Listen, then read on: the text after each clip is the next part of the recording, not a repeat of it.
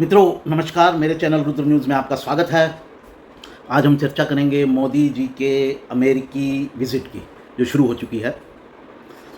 मैं आपको बताऊंगा कि ग्लोबल स्तर पर मोदी जी और भारत की इतनी रिस्पेक्ट आजकल क्यों हो रही है, और विशेष तौर से अमेरिका में। साथियों, आगे बढ़ने से पहले, अपनी बात को पूरा बताने से पहले आपसे निवेदन है, मेरे चैनल को सब्सक्राइब करें, नोटिफिकेशन की बेल दबाएं, वीडियो को लाइक करें, अगर आपको पसंद आता है तो लाइक करें और इसको शेयर भी करें। तो साथियों, मोदी जी आज अमेरिका जा रहे हैं और बताया जा रहा है कि उनकी इस विज़िट का ये स्टेट विज़िट है। स्टेट विज़िट अमेरिका में उन्हीं लोगों को दी जाती है जिनका अत्यधिक वहाँ सम्मान होता है, और अब तक पूरे लंबे समय में लगभग 50 ऐसी विज़िट हुई हैं पूरी दुनिया के लोगों की, जहाँ लगभग 200 देश हैं, और पिछले लगभग 70-80 सालों की मैं बात कर रहा हूँ। तो कितनी इम्पोर्टेंट है ये, और इस नज़रिए से भी इसे देखा जा सकता है कि कितना सम्मान दिया जा रहा है अमेरिका में, कि अमेरिकी कांग्रेस जो है, जैसे हमारी संसद है उसमें लोकसभा और राज्यसभा हैं, ऐसे अमेरिकी संसद को कांग्रेस कहा जाता है, जिसमें लोअर हाउस और सीनेट है। उनकी जॉइंट मीटिंग को जो है वो एड्रेस करने का मौका उन्हीं लोगों को दिया जाता है जिनका अत्यधिक सम्मान वहाँ किया जाता है। भारत में अब तक 3-4 लोग ही ऐसा कर पाए हैं, और एक बार से ज़्यादा किसी ने नहीं किया है, भारत के किसी प्रधानमंत्री ने नहीं किया है, जबकि मोदी पहले भी इसको कर चुके हैं, और ये उनकी दूसरी जो है अमेरिकी कांग्रेस के जॉइंट सेशन को दूसरी बार वो अपना संदेश देंगे, अपना भाषण देंगे वहाँ पर।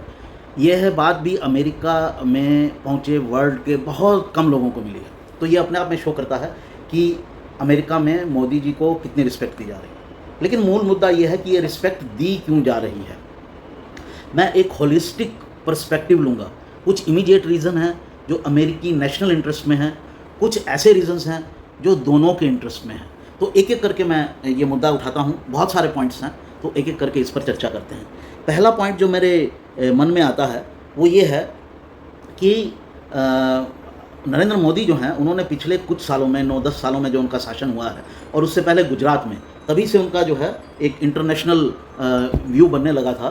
तो मोदी जी ने ऐसा अपना जलवा बनाया है कि वो एक तरह से ग्लोबल लीडर हो गए हैं। पिछले दिनों जब G20 की मीटिंग हुई तो आपने देखा होगा, G7 की मीटिंग में भी देखा होगा, बहुत सारी ऐसी घटनाएं हुई हैं जिसमें बाइडन खुद चल के आते हैं मोदी के पास और कहते हैं मुझे आपका ऑटोग्राफ चाहिए। ये एक सिंबलिज्म था, लेकिन वो कह रहे हैं कि इतने लोग आपके फ़ैन हैं, इतने लोग आपको चाहते हैं कि मैं थक गया हूँ कि जब आपकी US विज़िट होगी तो वहाँ आपके डिनर में सब लोग शामिल होना चाहते हैं, तो आपकी फ़ैन फॉलोइंग इतनी है। तो उन्होंने ये कहा। जब वो ऑस्ट्रेलिया में गए पिछले दिनों, तो वहाँ के प्राइम मिनिस्टर ने कहा कि आप तो बॉस हैं, मतलब आपको तो हर कोई रिस्पेक्ट करता है, आपकी हर जगह चलती है। जब वो पपुआ न्यू गियाना में गए, एक कंट्री है, छोटा सा कंट्री है, लेकिन वहाँ के प्राइम मिनिस्टर ने, हेड ऑफ स्टेट ने मोदी जी के पाँव छुए इंडियन भाव में। इतना ऐसा क्यों है? ऐसा मोदी जी ने अपना जलवा क्रिएट किया है, ऐसी अपनी बातें रखी हैं विश्व के कल्याण के लिए। देखिए, जो भारतीय संस्कृति है उन्हीं में से उन्होंने वो मुद्दे उठाए हैं जो 5000 साल पहले ऋषि कह कर गए थे, वासुदेव कुटुंबकम, वहीं से उठाकर उन्होंने उसको इम्प्लीमेंट किया, और पूरे विश्व में उनकी जो है वो सम्मान हो रहा है। इसका निजी फ़ायदा जो अमेरिका के प्रेसिडेंट हैं जो बाइडन, उनको क्या होगा, अगले साल चुनाव होने वाले हैं वहाँ पर, और भारतीय जो हैं वहाँ पर, भारतीयों का एक डायस्पोरा बड़ा है, उनके पास वो वेल ऑफ हैं काफ़ी। अमेरिका में जितनी भी कम्युनिटीज़ रहती हैं उनमें सबसे ज़्यादा जो वेल ऑफ हैं वो भारतीय हैं। तो वो इलेक्शंस में अपना कंट्रीब्यूशन देते हैं, तो पैसे से मदद करते हैं, और उनका वोट तो है ही। वोट इतना बड़ा नहीं है, अमेरिकी पॉपुलेशन का लगभग 1% भारतीय हैं, लेकिन पैसा उनके पास काफ़ी ज़्यादा है, इसलिए दोनों चीज़ों में मदद करता है, 1% भारतीय वोट और वहाँ से पैसा लेना, क्योंकि चुनाव लड़ने के लिए पैसा तो लेना ही पड़ता है, और अमेरिका में इसका एक अपना सिस्टम है। तो इसका लाभ मोदी जी को सम्मान करने से, क्योंकि मोदी जी का इंडियन डायस्पोरा में इतना ज़्यादा जलवा है कि उनका सम्मान करने से बाइडन इंडियन डायस्पोरा को प्रभावित कर पाएंगे चुनाव के मद्देनज़र। तो एक बात ये। दूसरी बात ये, मोदी जी की मैं आपको एक पर्सनल बात बताता हूँ, शायद किसी ने नहीं बताई होगी, कि मोदी जी में पर्सनल लेवल पर फ्रेंडशिप क्रिएट करने की एक ज़बरदस्त क्षमता है। आपको याद होगा मोदी जी के पिछले शासन में जब अमेरिका में बाइडन के विरोधी जो हैं वो सत्ता में थे, तो मोदी से मिलने से पहले वो मोदी जी को बहुत सम्मान की नज़र से नहीं देख रहे थे, लेकिन मोदी के मिलने के बाद ऐसी फ्रेंडशिप डेवलप हुई कि वो भी मोदी जी के फ़ैन हो गए। तो ये जो पर्सनल फ्रेंडशिप डेवलप करने की क्षमता है मोदी जी काफ़ी हंसमुख हैं, वो उनका जो है सेंस ऑफ ह्यूमर बहुत अच्छा है, और उस सेंस ऑफ ह्यूमर की वजह से वो अच्छी फ्रेंडशिप डेवलप कर लेते हैं। मैं आपको बताऊं, जिन लोगों का सेंस ऑफ ह्यूमर होता है और जो पर्सनल लेवल पर अच्छी फ्रेंडशिप डेवलप कर सकते हैं, बहुत सारे मुद्दे, आपसी मुद्दे तो इसी में ही हल हो जाते हैं। तो ये मोदी जी की एक खासियत है कि वो पर्सनल लेवल पर एक इंटीमेसी डेवलप कर लेते हैं वर्ल्ड लीडर्स के साथ, जो उनको साथ देती है। तीसरा मुद्दा, मोदी जी ने भारतीय संस्कृति के अनुरूप पूरी दुनिया को वासुदेव कुटुंबकम का एक मंत्र दिया है, और ये मंत्र अब तक जो दुनिया भर के मंत्र काम करते रहे हैं कि दुनिया को कैसे चलाना है, उसके बिल्कुल विपरीत है। अब तक भारत ये नहीं कर सकता था क्योंकि, या भारत ने कभी करने की कोशिश ही नहीं की, क्योंकि भारत उतना पावरफुल था ही नहीं, या भारत के नेता इस चीज़ को अडॉप्ट ही नहीं करना चाहते थे। तो इस चीज़ को मोदी जी ने ना केवल ये नारा दिया, बल्कि इसको करके भी दिखाया। ख़ास तौर से कोविड के दौरान, जब भारत ने अपने लोगों को तो टीके लगाए ही लगाए, कोविड विरोधी जो टीके थे, कोविड की जो वैक्सीन थी वो लगाई ही लगाई पूरे भारत में, इतनी बड़ी आबादी को बड़े सिस्टमेटिक तरीके से, बल्कि पूरी दुनिया में भी भेजी, और बिना किसी रुपए के, बिना किसी पैसे के भेजी। हाल में 2-3 छोटे देशों ने यूएन में कहा कि जब हम कोविड से मर रहे थे तो ये यूएन की जिम्मेदारी थी कि हमारी मदद करता, लेकिन आपने हमारी कोई मदद नहीं की, ये मदद की इंडिया ने। तो इस भाव को जो मोदी जी ने दिया, उससे जो ये एक सूत्र दिया दुनिया को कि पूरी दुनिया जो है वो एक परिवार है, और जैसे आप अपने परिवार की रक्षा करते हैं, वैसे आप पूरी दुनिया को परिवार मानते हो, उसकी रक्षा करें, वहाँ से पैसा उगाने की कोशिश ना करें, जैसे कि चाइना या जो वेस्टर्न वर्ल्ड है वो करते हैं। अगर दुनिया में कोई भी प्रॉब्लम आती है तो इनका काम होता है उसका यूज़ करो, उससे पैसे उगाओ। यही चाइना का काम है, यही वेस्टर्न कंट्रीज़ का काम है, जबकि भारत ने यह नहीं किया है। भारत लंबे समय से अफ़गानिस्तान को मदद दे रहा है। अफ़गानी पहले इस बात को नहीं समझे, लेकिन अब जब तालिबान की सरकार आ गई है अफ़गानिस्तान में, तो वो भारत की कदर कर रहे हैं कि भारत बिना पैसे लिए, बिना कोई अपेक्षा किए उनसे, उनके यहाँ क्या क्या निर्माण कर रहा है, और ज़रूरत होती है तो भारत उनको गेहूँ भी देता है मुफ्त में, और जबकि पाकिस्तान जो उनको अपना भाई कहता है, उनसे पैसे बनाने की कोशिश करता है। तो ये जो भाव मोदी जी ने पैदा किया है दुनिया में, उससे भारत की इज्जत भी बढ़ी है और मोदी जी की इज्जत भी बढ़ी है। अगला पॉइंट बताता हूँ, भारत एक इकोनॉमिक सुपर पावर हो गया है। पूरी दुनिया में इस समय रिसेशन छाया हुआ है, लोग मर रहे हैं। पाकिस्तान में आटे के लिए लोग आपस में एक दूसरे का कत्ल कर रहे हैं। पाकिस्तान तो बहुत छोटा देश है, जर्मनी जैसा बड़ा देश इन द सेंस इकोनॉमी के लिहाज से, अर्थव्यवस्था के लिहाज से, वो दुनिया की तीसरी सबसे बड़ी अर्थव्यवस्था है, चौथी सबसे बड़ी अर्थव्यवस्था है, भारत 5वीं है। तो वहाँ पर भी रिसेशन आ गया है, वहाँ पर भी महंगाई बढ़ रही है, रिसेशन आ गया है, अर्थव्यवस्था में कोई उन्नति नहीं हो रही है, लोग धीरे धीरे नीचे आ रहे हैं, और यही हालत अमेरिका की हो रही है। अमेरिका में भी यही स्थिति है। ये सब किसके बाद हुआ? ये सब हुआ कोविड के बाद। कोविड के बाद वर्ल्ड सप्लाई चेन ऐसी टूटी, वर्ल्ड सप्लाई चेन होती है कि माल इधर से उधर आना, जिस देश को जिस चीज़ की ज़रूरत है वहाँ माल आना, ऐसी चेन टूटी है कि दुनिया जो है वो रिसेशन में आ गई है। भारत एक्सेप्शन है, भारत मजबूती से खड़ा है, और 6% से ऊपर उसकी जीडीपी ग्रोथ है, और वर्ल्ड के जितने बड़े इंस्टीट्यूट हैं, वर्ल्ड बैंक हो, IMF हो, वो वही कह रहे हैं कि भारत जो है वो दुनिया की अर्थव्यवस्था में शाइनिंग स्टार है। बाकी सितारों की चमक ढीली पड़ चुकी है, भारत की चमक अभी जारी है। तो भारत के माध्यम से ही, और भारत के पास कम पैसा नहीं है, लगभग 3.25 ट्रिलियन की इकॉनमी हो गई है, क्योंकि अभी ऑफिशियल आंकड़ा आया, पहले 3 ट्रिलियन की थी, थोड़ा टाइम पहले बताया गया, लेकिन बड़ी तेज़ी से 3.75 ट्रिलियन की इकॉनमी अभी हाल फिलहाल में पिछले हफ्ते में डाटा आया हो गई है। तो 4 ट्रिलियन एक बड़ा अमाउंट है जो स्पेयर कर सकता है अपनी मनी को। इसी मनी से जब मोदी जी जा रहे हैं अमेरिका, तो भारत एडवांस टेक्नोलॉजी के लिए, एडवांस हथियारों के लिए, जो भारत को ज़रूरत है चाइना के खिलाफ, पाकिस्तान के खिलाफ अब इतनी नहीं रही, लेकिन पाकिस्तान के खिलाफ भी ज़रूरत है कुछ हद तक, लेकिन ज़्यादा चाइना के खिलाफ है, उनको खरीद रहा है, जो सिर्फ अमेरिका के पास है, और वो डील्स अमेरिका से कर रहा है। तो अमेरिका की डूबती हुई इकॉनमी को उससे सहारा मिल रहा है। कई बिलियन डॉलर्स की ये डील है। अभी हाल फिलहाल में टाटा ने इतना बड़ा एक कॉन्ट्रैक्ट दिया जहाज़ों का, उससे भी अमेरिका की डूबती इकॉनमी को सहारा मिला। भारत सरकार दे रही है। अभी मैं पढ़ रहा था, इंडिगो ने भी 500 प्लेन्स का कॉन्ट्रैक्ट देने की बात कर रही है। किस कंट्री को मिला है? मुख्य रूप से 2-3 कंट्री ही हैं, अमेरिका, इंग्लैंड, फ्रांस, इन्हीं को ही मिल सकता है जहाँ पर इस तरह के जहाज़ बनते हैं। तो भारत की इकॉनमी इस तरह से बूस्ट कर रही है। भारत के कई सेक्टर ऐसे हैं जो बूस्ट कर रहे हैं। भारत और अमेरिका अब मिलकर काम करेंगे एडवांस टेक्नोलॉजीज़ के लिए। बहुत सारी एडवांस टेक्नोलॉजीज़ अभी आने वाली हैं, जिसमें क्वांटम, मेरे दिमाग से नाम उतर रहा है, बहुत एडवांस टेक्नोलॉजीज़ हैं, 8-10 तरह की क्वांटम कंप्यूटिंग से कि बहुत तेज़ी से काम किया जाता है, जिसमें जो कंप्यूटर्स हैं जो जिस तेज़ी से काम कर सकते हैं, अब सुपर कंप्यूटर्स जो बहुत सारे लगाने पड़ते हैं, वो एक छोटी सी, जैसे आपके मोबाइल में बहुत सारी चीज़ें लगा दी गई हैं, इस तरह से एक छोटे से कंप्यूटर में लगा दी जाएंगी, जिसकी गणना की कैपेसिटी जो है वो बहुत तेज़ होगी, बहुत ही तेज़। तो इससे बहुत लाभ मिलते हैं। जैसे जैसे टेक्नोलॉजी एडवांस होती है, आदमी अभी जो वर्ल्ड है उसको दूसरे जैसे चंद्रमा की तरफ देखना पड़ रहा है, मंगल ग्रह की तरफ देखना पड़ रहा है कि क्या हम धरती से हट के वहाँ लाइफ क्रिएट कर सकते हैं, क्या हम वहाँ के संसाधनों का उपयोग कर सकते हैं। उसके लिए ये सारी एडवांस टेक्नोलॉजीज़ चाहिए, तो उस पर भारत काम कर रहा है, दोनों मिलकर काम करेंगे। तो भारत की इकोनॉमिक सुपर पावर जो पिछले 8-9 साल में काफ़ी बड़ी है।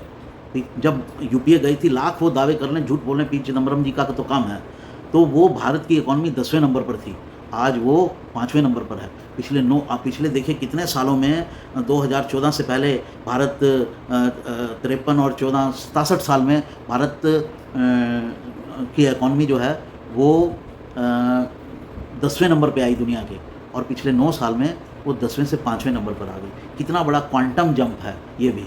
अब इसको 1-2-3 साल में जर्मनी से आगे निकल जाएगी ये, फिर तीसरे नंबर पर आकर खड़ी होगी। दुनिया का ये मानना है कि भारत की इकॉनमी अमेरिका, चाइना के बाद तीसरे नंबर पर होगी, और हो सकता है इतनी बढ़ जाए कि चाइना को भी पीछे कर दें, क्योंकि चाइना को लाइक नहीं किया जा रहा है पूरी दुनिया में। चाइना ने जिस तरह की हरकतें की हैं, इंसानों को मारने की, कत्ल करने की, मानवता के खिलाफ कोविड के ज़रिए से जिस तरह से हरकतें की हैं, चाइना को कोई अब सपोर्ट करने वाला नहीं बचा है। छोटे मोटे जो पिछड़े देश हैं वो कर रहे हैं, एक बाकी जो है दुनिया उससे अपना रिश्ता अलग कर रही है। इसलिए भारत चाइना से भी आगे निकल सकता है अगर भारत को इन वेस्टर्न कंट्रीज़ की कुछ मदद मिले तो। साथियों, आगे बढ़ने से पहले मैं एक बात कहना चाहूँगा कि आज का जो वीडियो है थोड़ा लंबा हो सकता है, क्योंकि बहुत सारे पॉइंट हैं क्यों भारत की और मोदी की महत्ता जो है वो इतनी बढ़ती चली जा रही है। तो नेक्स्ट पॉइंट पर मैं आता हूँ कि भारत जो है वो एक मिलिट्री एक तरह से पावर हो गया है, और जो चाइना को टेक ऑन कर सकता है, चाइना को ना केवल टेक ऑन कर सकता है, चाइना को हरा भी सकता है, इसकी भी पॉसिबिलिटी है। और ये परिवर्तन भारतीय इमेज में, दुनिया की इमेज में कब से आया है भारत के बारे में ये परसेप्शन? ये आया है गलवान से पहले, गलवान के बाद। गलवान से पहले भारत की ये इमेज थी कि भारत एक कमज़ोर कंट्री है, और चाइना जब चाहता था भारत का कुछ हिस्सा खोस लेता था, स्लाइस कटिंग करता रहता था, और भारत की जो सरकारें थी वो उसको नहीं रोकती थी। लेकिन जब मोदी की सरकार आई तो चाइना ने ये सोचा कि मोदी की सरकार भी वैसे ही एक्ट करेगी, तो उन्होंने स्लाइस कटिंग की फिर कोशिश की गलवान में, लेकिन मोदी ने उनको टेक ऑन कर लिया, और पूरी चाइना की सीमा में, उस सेक्टर में 1 लाख की फौज लगा दी, और चाइनीज़ जो है स्लाइस कटिंग नहीं कर सके। ये एक विवादित मुद्दा है जिस पर विपक्ष कुछ और कहता है, सत्ता पक्ष कुछ और कहता है, लेकिन इसमें मेरी भी एक परसेप्शन है कि जब वो गलवान में आए तो क्या वो भारतीय हिस्से में आए, इस पर मैं किसी अलग वीडियो में चर्चा करूँगा। तो जब वो गलवान में आए तो उन्होंने देखा कि भारत ने तो फौज लगा दी है सारी, तो उन्होंने कील वाले डंडों से, भारत और चाइना में यह है कि गोली नहीं चलाएंगे, गोली चलाएंगे तो लड़ाई एस्केलेट कर जाएगी। तो इसका क्या किया चाइना ने? गोली तो नहीं चलाई, लेकिन ऐसे ऐसे हथियार लेकर आ गए जैसे डंडों के ऊपर कील ठोक लिए, और भारतीयों को मारने लगे, और भारत के 20 जवान शहीद हो गए। लेकिन भारतीय जवानों ने इसका जवाब दिया, और चाइना के जवानों की बंदर बना डाला। क्या किया? बंदर बना डाला। चाइना ने तो अपनी फिगर दी नहीं, हमारे कितने लोग मरे, साल 2 साल बोला 5 लोग मरे थे, लेकिन रशिया ने फिगर दी 50 से ज़्यादा लोग मरे थे। अमेरिका में बैठे कुछ लोगों ने फिगर दी जो चाइनीज़ ओरिजिन के थे, चाइना से अमेरिका शिफ्ट हुए थे, 100 कितने लोग मरे। CIA ने फिगर दी, और डोनाल्ड ट्रंप ने जो उस समय अमेरिका के प्रेसिडेंट थे, उन्होंने भी कहा अपनी एजेंसी से मिली जानकारी के आधार पर, इंडियंस गेव दैम ए ब्लडी नोज। इसका मतलब है कि भारतीयों ने इतना उनके मुंह पे कूटा कि नाक से खून आने लगा। लिटरल मीनिंग ये है, मतलब जम के पिटाई की। चाइनीज़ फिर भी बाज नहीं आए। फिर अरुणाचल में ट्राई किया। अरुणाचल में तो भारतीयों ने उनको इतनी कूट लगाई कि चाइनीज़ उसका कोई उत्तर भी नहीं दे पाए। तो ये तय हो गया कि भारत में ये दम है कि भारत अगर चाइना हमला करेगा तो भारतीय सैनिक चाइनीज़ को टेक ऑन कर सकते हैं फिज़िकल फाइट में। और हथियारों की जहाँ तक बात है, भारत के पास अपने अच्छे हथियार हैं, जैसे ब्रह्मोस। चाइनीज़ के थिंक टैंक उनको कहते हैं कि जब तक ब्रह्मोस है भारत से पंगा मत लेना। और अब उन्हीं हथियारों को, और कहीं कहीं गैप हैं तो भारत अमेरिका से डील कर रहा है। तो भारत की ये जो मिलिट्री जो प्रोवेस है, उसका भी सम्मान होने लगा है पूरी दुनिया में कि भारतीय जो हैं they can take on. Pakistan तो कोई बात ही नहीं है, चाइना को भी टेक ऑन कर सकते हैं। ज़रूरत पड़ेगी तो उनको अच्छे से लते आ सकते हैं। तो एक ये कारण रहा। फिर और जो कारण हैं, छोटे कारण हैं भारत की, एक और चाइना के संदर्भ में खासियत ये है कि भारत की जियो स्ट्रेटजिक पोजीशन जो है इन व्यू ऑफ चाइना, वो बड़ी इंपॉर्टेंट हो गई है। जैसे पाकिस्तान अपनी जियो स्ट्रेटजिक पोजीशन का ही खाता रहता था पिछले 70 साल जो आज़ाद हुए। क्यों? अफ़गानिस्तान तक पहुंचने का रास्ता पाकिस्तान, सेंट्रल एशियन कंट्री तक पहुंचने का रास्ता पाकिस्तान, तो इसी का वो खाता था।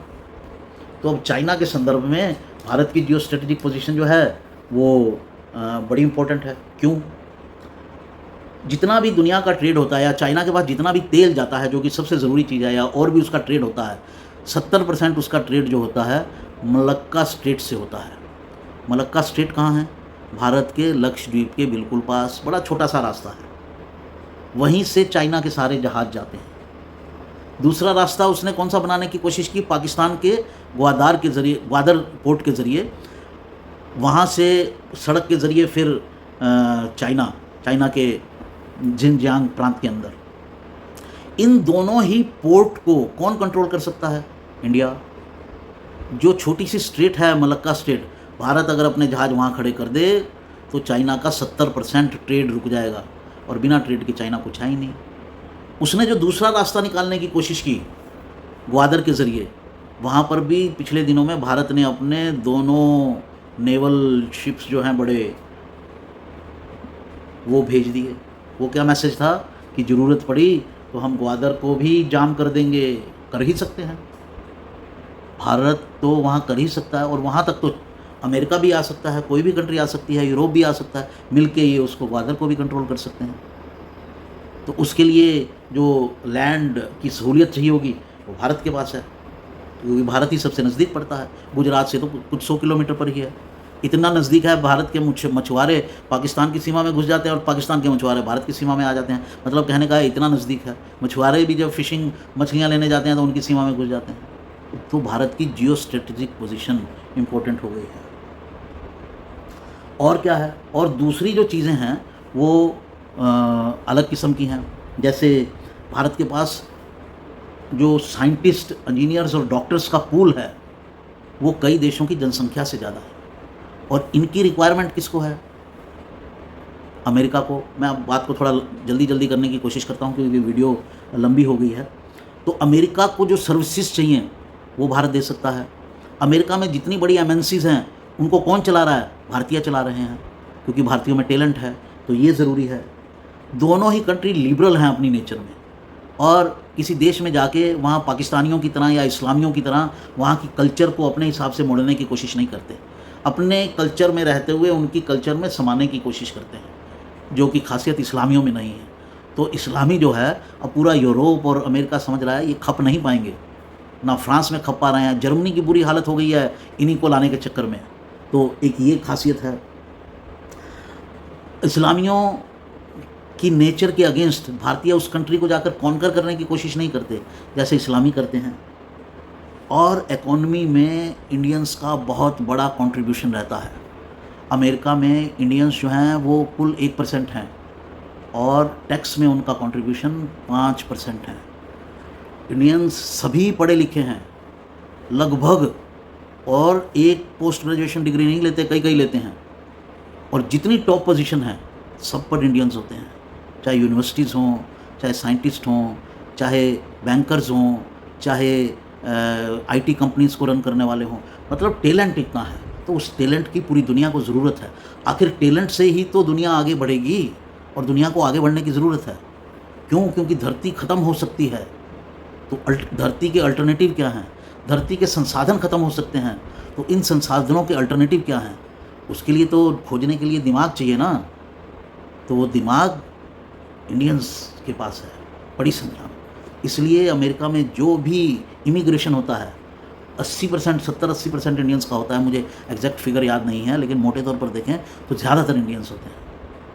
तो ये सब कारण है जिसकी वजह से मोदी जी को इतना सम्मान दिया जा रहा है। अमेरिका चाहता है कि हमारे क्लोज़ रिलेशन हो भारत के साथ। हालांकि ये बात भी सच है कि अमेरिका अपने स्ट्रेटजिक इंटरेस्ट के लिए भारत को यूज़ करना चाहता है, लेकिन भारत में इतनी क्षमता है जो उसने पिछले दिनों में दिखाया कि हम किसी के यहाँ यूज़ नहीं होंगे। हम अपने इंटरेस्ट के साथ चलेंगे। जहाँ दोनों देशों के इंटरेस्ट मैच करेंगे वहाँ हम आगे बढ़ेंगे। जहाँ इंडिया के इंटरेस्ट प्रभावित होंगे वहाँ हम बिल्कुल नहीं मानेंगे।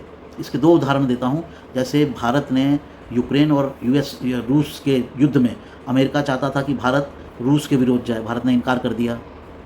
रूस से तेल ले रहा है, इससे रूस को बहुत इकोनॉमिक मदद मिल रही है। उसकी इकोनॉमिक मदद के कारण वो युद्ध लड़ पा रहा है, नहीं तो अब तक कोलैप्स कर जाता वो। भारतीय प्रधानमंत्री ने जाके रूस को समझाया कि भाई न्यूक्लियर युद्ध में इसे कन्वर्ट नहीं करना है, वो भी माने, पुतिन भी।